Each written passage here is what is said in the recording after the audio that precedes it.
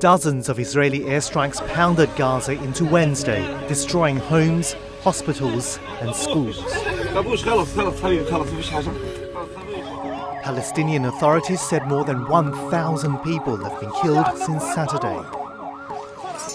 Israel said it had regained full control of communities in southern Israel on Tuesday after killing hundreds of Hamas fighters who had crossed the border from Gaza.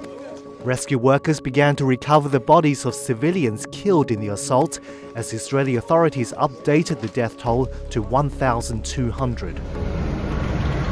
As Israeli soldiers positioned themselves for a potential ground invasion of Gaza, the US said it would increase military supplies to Israel and warned other militant groups against joining the fight.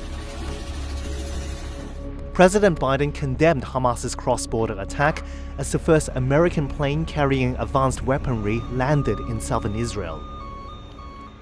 You know, there are moments in this life, and I mean this literally, when the pure, unadulterated evil is unleashed on this world. So in this moment, we must be crystal clear. We stand with Israel. We stand with Israel. And we will make sure Israel has what it needs to take care of its citizens, defend itself, and respond to this attack. Israeli troops searched through the wreckage of the Kfar Aza Kibbutz on Tuesday after regaining control of the area from Hamas fighters. Israeli defense forces fought militants in the kibbutz for 3 days after militants overran the community on Saturday. It's not a war. It's not a battlefield. It's a massacre. It's a terror activity. Soldiers searched through burnt-out houses to recover the remains of Israeli civilians killed in the assault.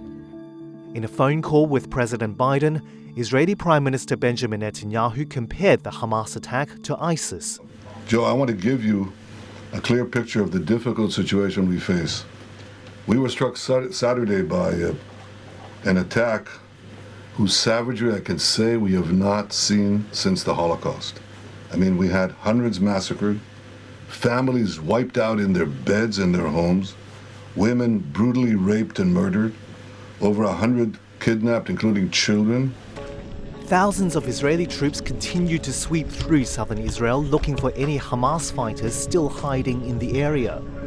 Over 100,000 Israeli reservists amassed around the Gaza border in preparation for a potential ground invasion.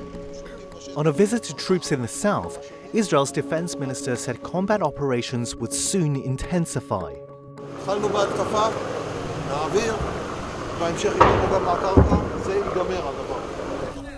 The United Nations said Israel reportedly struck some residential buildings in Gaza without warning residents to evacuate.